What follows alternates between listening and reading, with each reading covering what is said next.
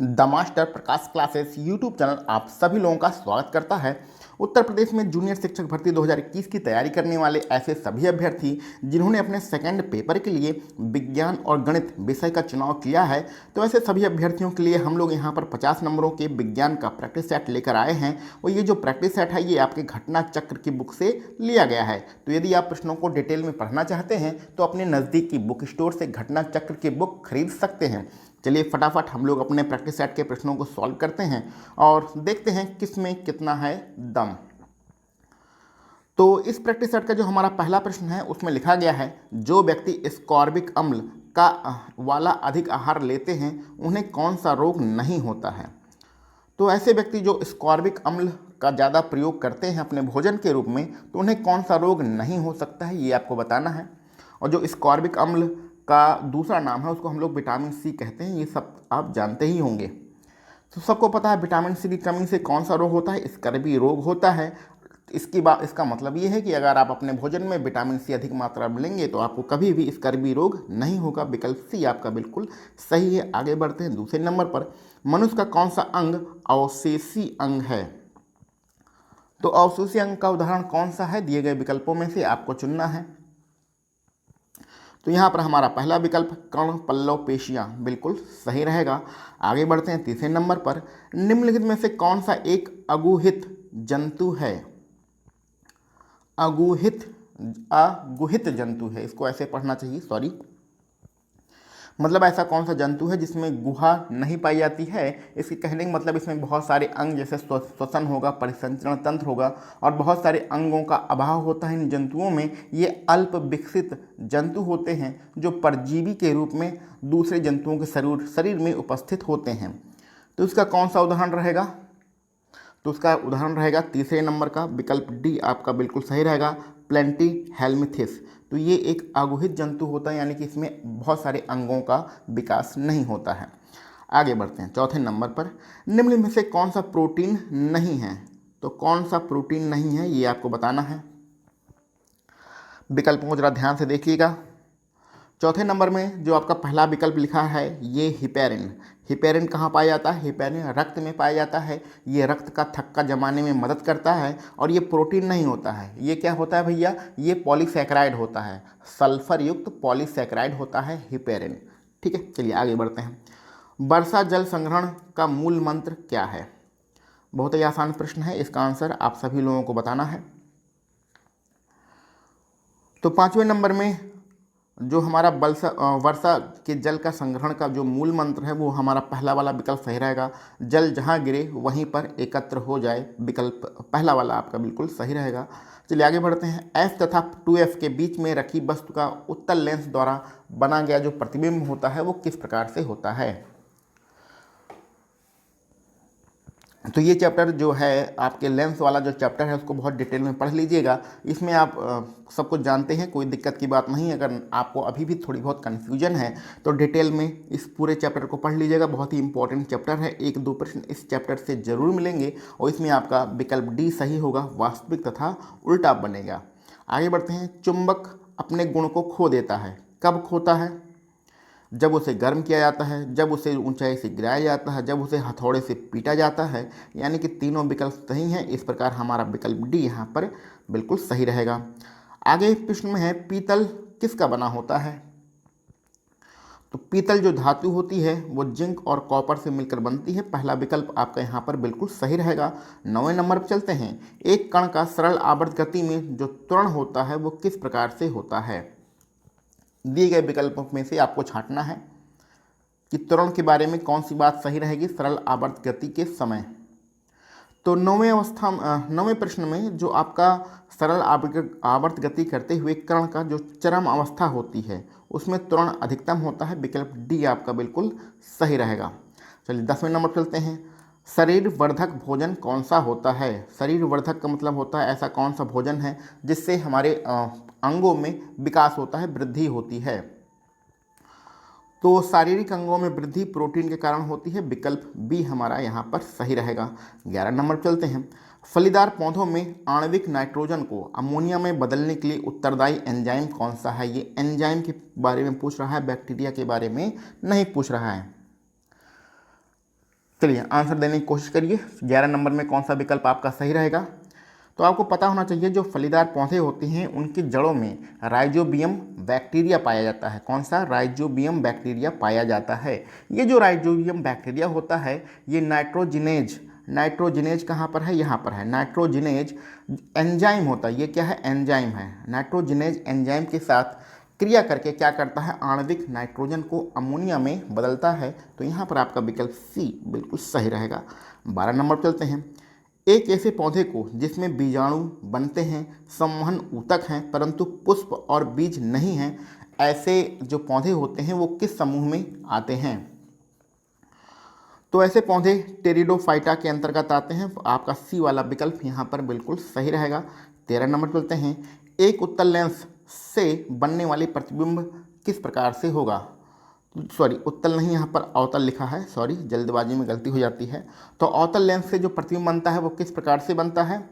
तो अवतल लेंस का जो दिए गए विकल्पों में हमारा सही रहेगा, प्रतिबिंब हमेशा आभासी होता है। विकल्प भी यहाँ पर आपका सही रहेगा। चलिए आगे बढ़ते हैं। यदि किसी प्रकार पृथ्वी तथा सूर्य के बीच की दूरी को दोगुना कर दिया जाए तो उनके बीच लगने वाले गुरुत्वाकर्षण बल का मान क्या होगा?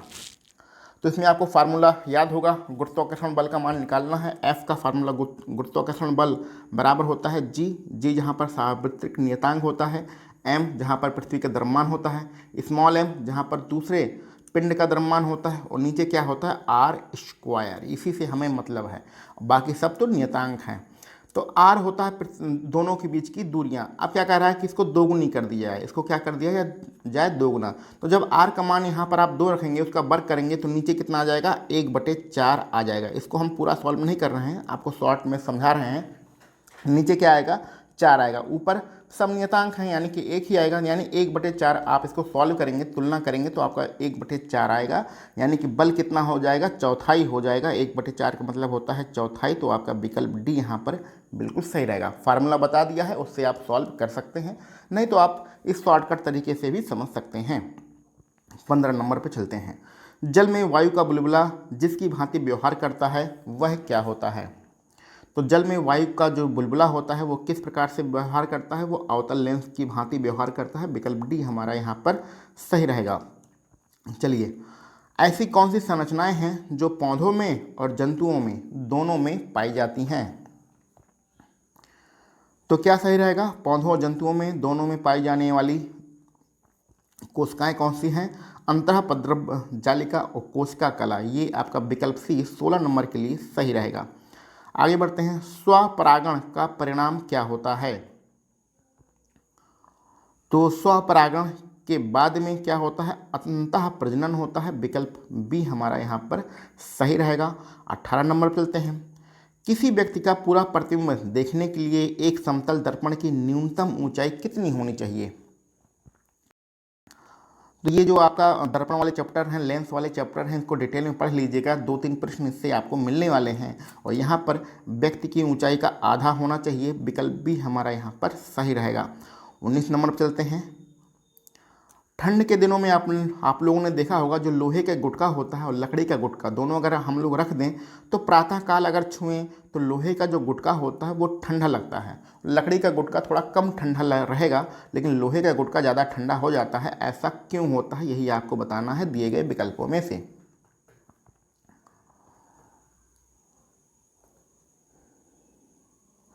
तो उसका कारण ये होता है कि जो लोहा होता है वो ऊष्मा का सबसे अच्छा चालक होता है, इसलिए गर्मी के दिनों में ये बहुत ज़्यादा गर्म भी हो जाता है, ठंडी के दिनों में बहुत ज़्यादा ठंडा हो जाता है। तो यहाँ पर आपका जो विकल्प होगा वो विकल्प बी सही होगा। लकड़ी की तुलना में लोहा ऊष्मा का अच्छा चालक होता है। 20 नंबर चलते हैं। यदि हवा का तापमान बढ़ता है तो उसमें जल वाष्प ग्रहण करने की जो क्षमता होगी उस पर क्या प्रभाव पड़ेगा? तो जल वाष्प ग्रहण करने की क्षमता होगी वो भी बढ़ती है। इसको आप कॉमन सेंस से आंसर दे सकते हैं, जरूर नहीं कि हर क्वेश्चन में आप साइंस के रूल ही लगाएं, नियम लगाएं। जैसे आप उदाहरण के रूप में इसको समझिए कि जब गर्मी के मौसम में बहुत ज़्यादा गर्मी पड़ती है तो क्या होगा, जो तालाब हैं, नदी हैं, समुद्र हैं, इसका पानी जलवाष्प बन के बहुत तेज़ी से ऊपर उठेगा, यानी कि जलवाष्प बनेगा। तो जलवाष्प गर्मी के महीनों में बढ़ जाता है। कब बढ़ जाता है? जब बहुत ज़्यादा गर्मी पड़ती है। इसीलिए कहा जाता है कि जब गर्मी के महीनों में बहुत ज़्यादा गर्मी पड़ेगी तो उसके बाद जब बरसात का महीना आएगा तो बहुत ज़्यादा पानी बरसेगा, क्योंकि ऊपर बादल में बहुत ज़्यादा मात्रा में जलवाष्प एकत्र हो चुकी है। ठीक है, आगे बढ़ते हैं अपने 21 नंबर पर। एक रोग है जिसको हम लोग रेड रॉट रोग कहते हैं और हिंदी भाषा में इसे रोग कहते हैं लाल संडास। ये किस पौधे में होता है? तो ये भैया जो 21 नंबर का आपका प्रश्न है, रेड रॉट जो रोग है वो गन्ने में होता है। विकल्प बी हमारा सही रहेगा। गेहूं के पौधे का वानस्पतिक नाम क्या होता है? तो गेहूं के पौधे का जो वानस्पतिक नाम है वो ट्रेटिकम एस्टिवम है। आपका विकल्प बी यहाँ पर सही रहेगा। आगे बढ़ते हैं। निम्नलिखित में से कौन सा एक जैव सेल है? तो जैव सेल कौन सा है? दिए गए विकल्पों में आपका कोयला सही रहेगा, क्योंकि कोयले का जो निर्माण हुआ है वो जीवाश्मों के कारण हुआ है, इसलिए इसको जैव सेल के नाम से भी जानते हैं। आगे बढ़ते हैं। आयोडीन परीक्षण किसका पता लगाने के लिए किया जाता है? तो आयोडीन का जो परीक्षण किया जाता है वो कार्बोहाइड्रेट्स का पता लगाने के लिए किया जाता है। विकल्प बी यहाँ पर हमारा सही रहेगा। जमे हुए भोजन की खोज किसने किया था? तो जमे हुए भोजन को हम लोग फ्रोजन फ्रूट्स के नाम से जानते हैं। जो मॉल में आपको जमा हुआ भोजन मिलता है जिसको आप लोग खाते हैं, तो फ्रोजन फूड्स की खोज किसने किया था? ज़रा बताने की कोशिश करिए। यहाँ पर आपका विकल्प बी क्लारेंस वर्ल्सऑय आपका बिल्कुल सही रहेगा। विकल्प बी यहाँ पर हमारा सही है। आगे बढ़ते हैं। पशु प्रोटीन यानी कि जो जंतुओं से प्रोटीन हमें प्राप्त होती है उससे प्रथम श्रेणी का प्रोटीन माना जाता है। ऐसा क्यों होता है? तो प्रोटीन दो जगह से मिलती है, एक जंतुओं से, एक वनस्पतियों से। तो जंतुओं से मिलने वाली प्रोटीन को प्रथम श्रेणी का प्रोटीन माना जाता है। ऐसा क्यों, यही आपको बताना है। क्योंकि इसमें जो प्रोटीन किससे बनता है? अमीनो एसिड से बनता है, और अमीनो एसिड इसमें अनिवार्य जो अमीनो एसिड होते हैं वो भरपूर मात्रा में होते हैं। विकल्प ए हमारे यहाँ पर सही रहेगा। 27 नंबर पर चलते हैं। निम्नलिखित में से वह पदार्थ कौन सा है जो 14 वर्ष की आयु तक के बच्चों के विकास के लिए अत्यधिक आवश्यक है? तो इसमें कौन सा विकास के लिए, विकास और वृद्धि के लिए कौन सा तत्व सहायक होता है? प्रोटीन सहायक होता है। विकल्प ए हमारा यहाँ पर बिल्कुल सही है। मार्स गैस किसे कहते हैं? तो मार्स गैस सबको पता है, मीथेन का ही नाम है मार्स गैस। विकल्प ए हमारा बिल्कुल सही है। जंग लगना एक प्रकार की प्रक्रिया है, और ये किस प्रकार की प्रक्रिया है? जंग लगना एक प्रकार की ऑक्सीकरण अभिक्रिया होती है, ऑक्सीकरण प्रक्रिया होती है। विकल्प बी हमारा यहाँ पर सही रहेगा। पेट्रोल का जो शुद्धिकरण किया जाता है वो किस विधि से किया जाता है? पेट्रोल का शुद्धिकरण प्रभावी आसवन विधि द्वारा किया जाता है। विकल्प बी हमारे यहाँ पर सही रहेगा। देखिए, प्रैक्टिस सेट लगाने का हमारा मतलब यही होता है कि हम लोगों ने दिन भर में या पिछले 5-6 महीने में जितना भी पढ़ा है उसमें से हमें कितना आता है, कितना तैयार है, यही चीज़ों को जानने के लिए, समझने के लिए हमें प्रैक्टिस सेट लगाना होता है। अगर आप किसी प्रश्न का आंसर नहीं दे सकते हैं तो उसका मतलब है कि आपने वो टॉपिक तो पढ़ा है लेकिन आप भूल गए हैं, आपके दिमाग से वो चीज़ें स्किप हो चुकी हैं। आप यहाँ से जाने के बाद, यानी कि प्रैक्टिस सेट ख़त्म करने के बाद, आप उस टॉपिक को फिर से पढ़ लीजिए। यही प्रैक्टिस सेट लगाने का मूल मतलब होता है। ठीक है, तभी आपको प्रैक्टिस सेट का फ़ायदा मिलेगा, नहीं तो कोई फ़र्क पड़ने वाला नहीं है। आगे बढ़ते हैं। शुष्क बर्फ किसका ठोस रूप होता है?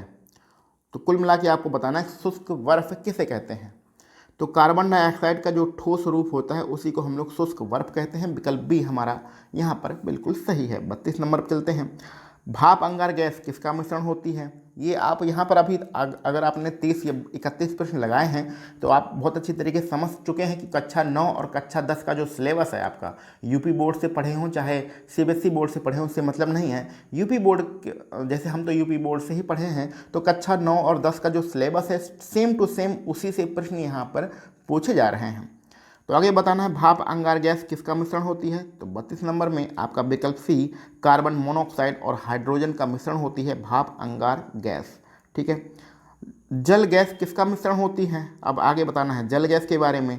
तो जल गैस किसका मिश्रण होता है? तो जल गैस होता है आपका 33 नंबर में विकल्प सी CO कार्बन मोनोऑक्साइड और H2 हाइड्रोजन का मिश्रण होता है। तो आपका जल गैस जल गैस सी और H2। अच्छा ठीक है, सॉरी 1 मिनट। तो ये 33 नंबर के प्रश्न में अभी थोड़ी हल्की फुल्की कन्फ्यूजन है। आप क्या करिएगा कि इस प्रश्न को अभी यहाँ पर हम लोग छोड़ देते हैं, ठीक है। आप इसको सर्च करिएगा और कमेंट बॉक्स में बताइएगा कि जल गैस किसका मिश्रण होता है, ABCD में से कौन सा विकल्प सही रहेगा।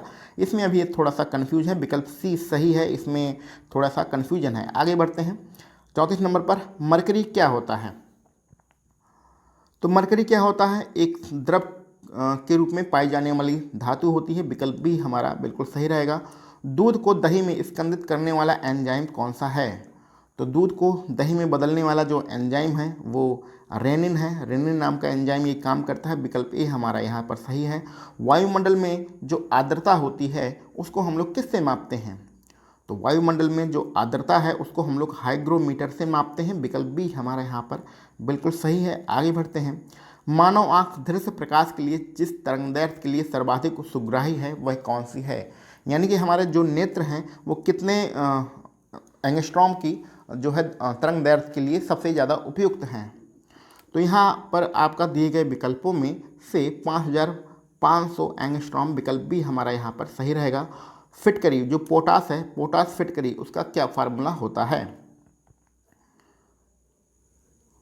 तो भैया पोटास फिटकरी का फार्मूला बताने की कोशिश करिए। ये बहुत बार प्रश्न पूछा जा चुका है, हज़ारों बार फिटकरी का फार्मूला आपके परीक्षाओं में पूछा गया है। यहाँ पर विकल्प सी आपका सही रहेगा। K2SO4 Al2SO4 का होल थ्राइस 24H2O, ये आपके फिटकरी का फार्मूला होता है। 39 नंबर पर चलते हैं, निम्न में से किस प्रक्रिया में बैक्टीरिया का उपयोग नहीं होता है। तो ये बनाने की विधियाँ लिखी गई हैं बहुत सारी चीज़ों को, इसमें से किस में बैक्टीरिया यानी कि जीवाणुओं का उपयोग नहीं होगा। दिए गए विकल्प में विकल्प भी आपका सही रहेगा। डबल रोटी बनाने के लिए आपको जीवाणुओं का यूज नहीं किया जाता है, इसमें ईस्ट का प्रयोग किया जाता है। 40 नंबर पर चलते हैं, निम्नलिखित में से कौन अन्य से भिन्न है। वनोन्मूलन, मरुस्थलीकरण, अपरदन और संरक्षण। उसमें आपका संरक्षण सही रहेगा क्योंकि ये सारी चीज़ें जो हैं ये वनों को ख़त्म करती हैं और संरक्षण क्या होता है, वनों को बचाता है। 41 नंबर के प्रश्न में आपका एक न्यूमेरिकल है। न्यूमेरिकल में लिखा गया है कि कोई बस अपनी यात्रा के पहले 12 मिनट में 50 किलोमीटर प्रति घंटे की स्पीड से जाती है और अगले 18 मिनट में 40 किलोमीटर प्रति घंटे की स्पीड से जाती है।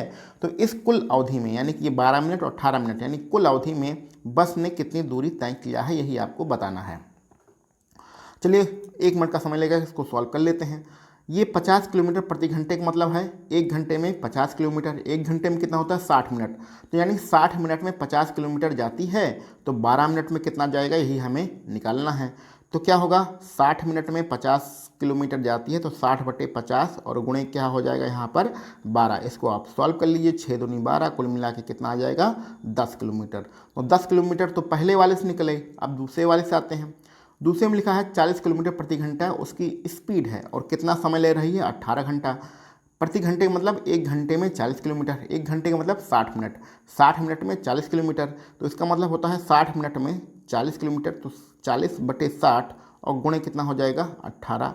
ये 0 से 0 कट जाएगा और 6 त्रिक 18 और 3 का 4 गुणा करेंगे तो कितना आ जाएगा आपका 12। तो 10 किलोमीटर पहले आया, 12 किलोमीटर बाद में आया, कुल कितना किलोमीटर हो गया, कुल हो गया 22 किलोमीटर। विकल्प भी आपका बिल्कुल सही रहेगा। इस प्रश्न को दूसरे तरीके से भी सॉल्व किया जा सकता है। चलिए आगे बढ़ते हैं अपने 42 नंबर के प्रश्न पर। निम्नलिखित में से गलत कथन का चयन करिए। कौन सा कथन जो है वो गलत है, ये आपको बताना है। तो विकल्पों को ध्यान से पढ़िए और गलत कथन कौन सा हो सकता है उसको बताने की कोशिश करिए। तो 42 नंबर के प्रश्न में विकल्प डी को जरा ध्यान से देखिए। सभी आवर्ती गतियां वर्चुअल यानी कि वृत्ताकार गतियां होती हैं, ये गलत नहीं हो, ये गलत है। सभी वृत्ताकार नहीं होती हैं, कुछ परवलय के रूप में होती हैं, कुछ अति परवलय के रूप में होती हैं। तो विकल्प डी आपका यहाँ पर गलत दिया गया है। 43 नंबर के प्रश्न में ये सारा काम आप लोग करते ही हैं, आपको बताना है कि इसमें कौन सा विकल्प सही है। जब टीवी को स्विच ऑन किया जाता है, यानी टीवी को ऑन किया जाता है तो क्या होता है, आपको यही बताना है। ABCD 4 विकल्पों में से टीवी सभी लोग देखते ही हैं। चलिए बताने की कोशिश करिए। जब टीवी को स्विच ऑन किया जाता है तो यहाँ पर पहला वाला विकल्प दृश्य और श्रव्य और दृश्य दोनों एक साथ शुरू होते हैं। विकल्प ए हमारा यहाँ पर बिल्कुल सही रहेगा।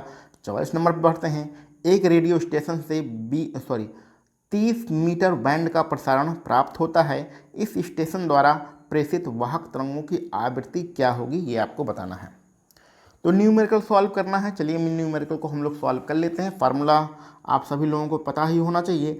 फार्मूला क्या होता है भैया, v बराबर एन लैम्डा। एन क्या है, आवृत्ति है, तो एन बराबर क्या हो जाएगा, एन बराबर हो जाएगा v अपॉन लैम्डा। ठीक है, v क्या होता है, वेग होता है, और हमें पता है कि जो हमारा वेग होता है, तरंगों का वेग होता है, वो कितना होता है, 3 × 10⁸ और एन, ये नीचे एल है, एल फॉर क्या होता है, लैम्डा। लैम्डा कितना है, 30 मीटर। तो 30 हम लोग, ये मीटर में है, अभी ध्यान दीजिएगा, मीटर में है, इसको नीचे लिख देते हैं। अब एक जीरो से यहाँ का एक जीरो खत्म हो जाएगा, ये जीरो से जीरो खत्म हो जाएगा। कुल मिला के आपका बचेगा क्या, कुल मिला के आपको बचेगा 10�7। तो 10�7 तो कहीं विकल्प में लिखा नहीं है, तो क्या करिए, विकल्प के अनुसार बनाने के लिए इस 10�7 को क्या करना है, 10 अलग के लिख देना है और 10�6 को अलग लिख देना है। ठीक है, अब जरा ध्यान से देखिए, ये 10�6 क्या होता है, मेगाहर्ट्ज़ होता है। 10�6 को हम लोग क्या कहते हैं, मेगाहर्ट्ज़ कहते हैं। एक 10�6 में एक मेगाहर्ट्ज़ में 10�6 हर्ट्ज़ होते हैं। तो जो हमारा आंसर आ रहा है ये हर्ट्ज़ में आ रहा है, और अगर हम 10�6 को अलग कर देते हैं तो ये टोटल मेगाहर्ट्ज़ बन जाएगा। तो ये 10 मेगाहर्ट्ज़ आपका आंसर रहेगा, और 10 मेगाहर्ट्ज़ कहाँ पर है, विकल्प सी में है। ठीक है, तो ये आवृत्ति वाला चैप्टर थोड़ा डिटेल में पढ़ लीजिएगा, न्यूमेरिकल सबको समझ में आ जाएगा। विकल्प सी यहाँ पर आपका बिल्कुल सही है। आगे बढ़ते हैं। ऊंचाई के जगहों पर पानी 100 सेंटीग्रेड के नीचे के तापमान पर क्यों उबलता है। तो 45 नंबर के प्रश्न में इसका विकल्प आपको देना है, कौन सा सही रहेगा। पहला वाला विकल्प, क्योंकि वायुमंडलीय दबाव कम हो जाता है अतः उबलने का बिंदु नीचे आ जाता है। पहला वाला विकल्प आपका बिल्कुल सही रहेगा। डिटेल में इस प्रश्न को आप पढ़ लीजिएगा। आगे बढ़ते हैं 46 नंबर पे। निम्न में से कौन सा तत्व सर्वाधिक विद्युत ऋणात्मक है। तो दिए गए विकल्पों में से सर्वाधिक विद्युत ऋणात्मक कौन सा है, पहला वाला विकल्प फ्लोरीन है। पहला वाला विकल्प हमारा यहाँ पर सही रहेगा। आगे बढ़ते हैं 47 नंबर के प्रश्न पर। 1 मिनट का समय दीजिए। हाँ, अमोनिया का एक गुण कौन सा है। तो अमोनिया गैस का कौन सा एक गुण है, ये आपको बताना है 47 नंबर पर। तो 47 नंबर में विकल्प डी है, इसके जलीय विलयन में लाल लिटमस जो पेपर होता है वो नीला हो जाता है। ये आपका बिल्कुल सही रहेगा। आगे बढ़ते हैं। एक फार्मूला है K4NiCN4 में निकल की ऑक्सीकरण संख्या क्या होगी। तो भैया ऑक्सीकरण संख्या निकाल लीजिएगा। इसका ऑक्सीकरण संख्या निकल की यानी कि Ni की जो ऑक्सीकरण संख्या होगी वो 0 होगी। पीतल किससे मिलकर बना होता है, ये प्रश्न दोबारा रिपीट हो चुका है। पीतल तांबा और जिंक से मिलकर बना होता है। पहला वाला विकल्प आपका यहाँ पर सही रहेगा। और आज के अपने आखिरी प्रश्न में पढ़ते हैं। तरल अवस्था में पाई जाने वाली अधातु कौन सी है। तो तरल अवस्था में जो पाई जाने वाली अधातु है उसका नाम है ब्रोमीन। ठीक है, तो पहला विकल्प हमारे यहाँ पर सही है। तो हम लोगों ने विज्ञान विषय में टोटल 50 प्रश्नों को सॉल्व किया है। इन टोटल 50 प्रश्नों में आपके कितने प्रश्न सही हो रहे हैं उसको कमेंट बॉक्स में ज़रूर बताइएगा। इसके अलावा यदि आपके पास कोई सुझाव हो, कोई शिकायत हो या कोई भी बात आपको बतानी हो तो कमेंट बॉक्स में आप उसको बता सकते हैं। चलिए मिलते हैं हम लोग अपने अगले किसी वीडियो लेक्चर में। आप सभी लोगों को वीडियो देखने के लिए बहुत बहुत धन्यवाद।